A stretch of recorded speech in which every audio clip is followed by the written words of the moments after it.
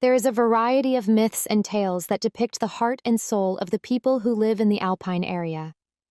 These legends and myths are found in the region where the mountains make people look tiny, and the mist tells stories. The mythology of the Sennentuntschi is one example of this kind of narrative. It is a fascinating and terrifying story that, at the same time, generates both intrigue and fearfulness. The Bernese Alps, Carinthia, Liechtenstein, Upper Bavaria, and Styria are just few of the regions along which this dark mythology is prevalent. In this in-depth research, we will take a deeper look at this legend, which is common across the region. A female creature was artificially created by a group of solitary shepherds and alpine dairymen in the High Alps, according to the mythology of the Sennentuntschi, which is also known as Hausali, or Senpopa, Senpupa. This creature, which was conceived out of boredom, ultimately takes on a life of its own and causes its creators to experience a nightmare. The narrative begins with the creation of this figure. Secluded from society and alone in the harsh mountain scenery, these shepherds and alpine dairymen who worked in the Alps were mostly men. They were also exposed to hard conditions. They decided to make a female doll in order to alleviate their feelings of isolation and boredom. They entertained themselves by feeding this doll, conversing with it, and even bringing it to bed with them. Nevertheless, as the mountain descent draws to a close, the game, which was first a pleasant activity, transforms into a nightmare. The doll comes to life and begins to speak.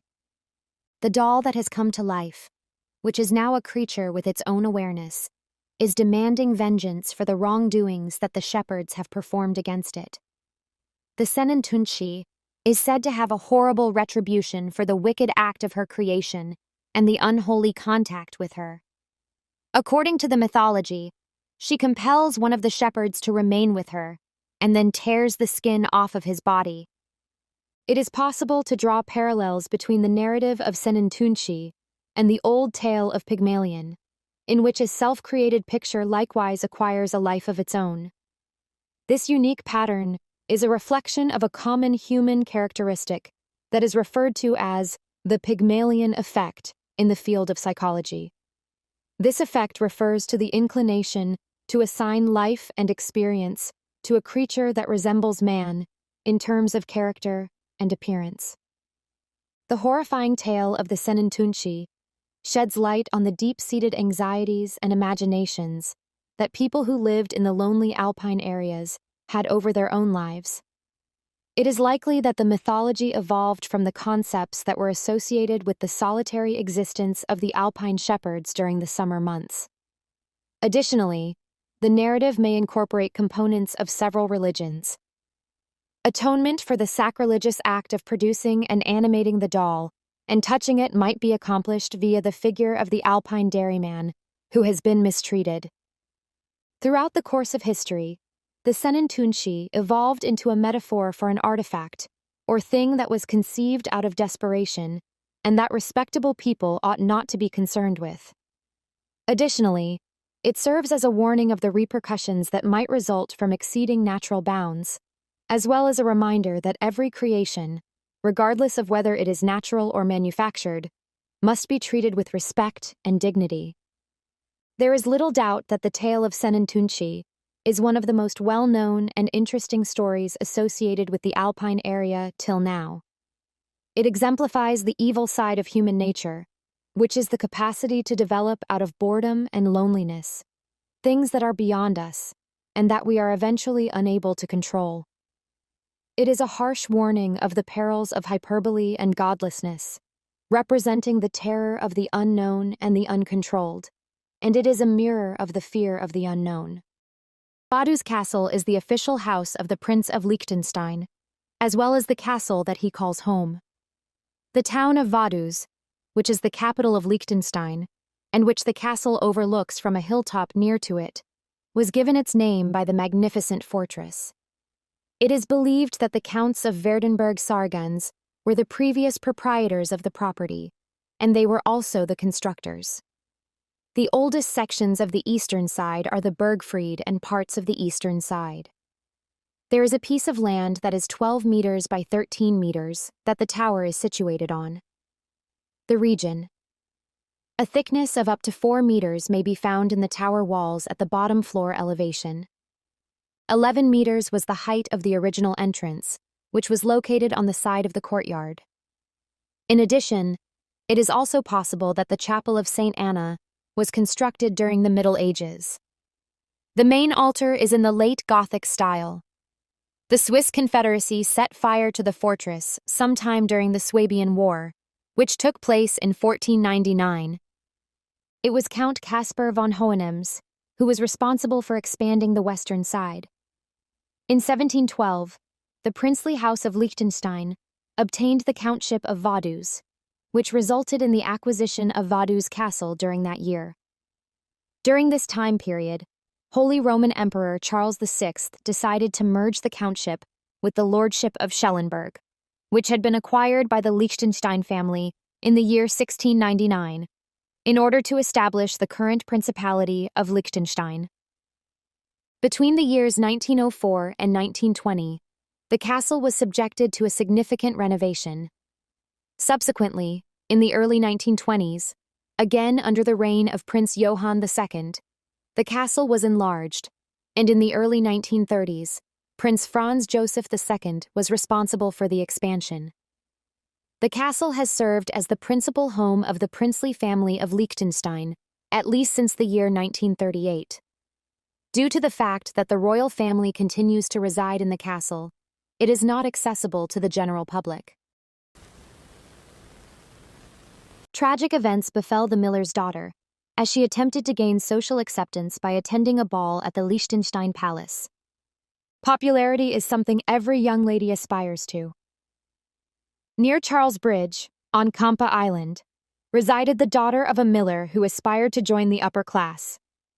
Chertovka stream fueled mills in Kampa throughout its historical past. Despite her family's affluence, the daughter of a miller was unhappy with her position.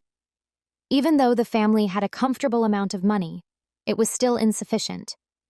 She aspired to be a countess, complete with attendants and silky garments, by having her family promoted to noble rank. She would often glance into the mirror and fantasize about a life straight out of a fairy tale when she was not cleaning the mill or sewing grain sacks.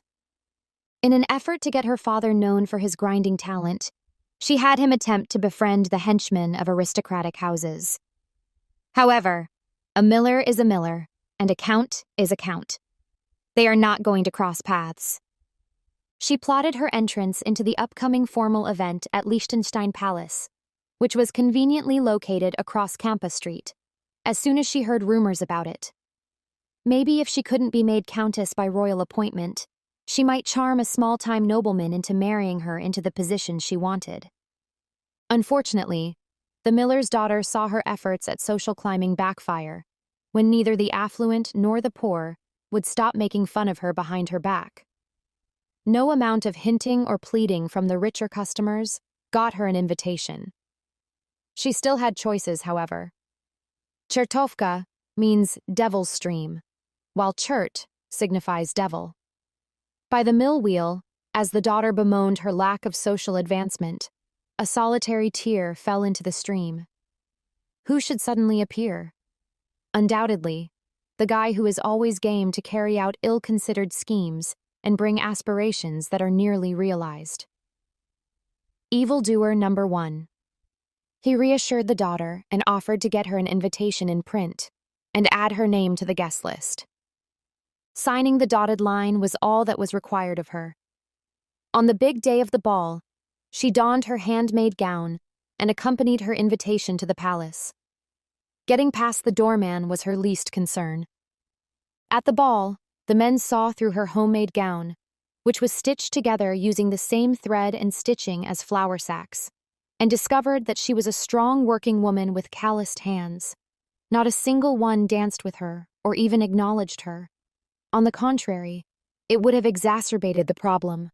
A coat rack and a mirror were her only dancing instructors, and her accented speech was a mixture of German nouns and Czech verbs used in low-class slang. It dawned on her that she had been manipulated by the devil. She was certain she wouldn't meet a spouse at the ball, and after embarrassing herself, she probably won't find one ever. She had a fatally early stroke and fell from the second floor. On a folding table, the maids carried her mangled body to the house. However, her spirit is still residing in the palace. Her twisted, bleeding ghost clumsily approaches young guys after midnight in an embarrassing attempt to get them to dance. On top of that, she becomes wildly aggressive whenever she sees attractive ladies, trying to bite and scratch their faces. The elderly, whom she unfairly holds responsible for her predicament, are also targets of her assaults. However, her haunting is somewhat alone. By nightfall, you won't often see anybody inside Liechtenstein Palace, since it has been transformed into a government structure that hosts formal events like receptions and meetings. However, the hotel has hosted foreign dignitaries such as King Juan Carlos of Spain and Queen Sofia of Spain, Queen Elizabeth II of the UK, and Emperor Akihito of Japan, and Empress Michiko, among others. No mention of phantom experiences was made by them.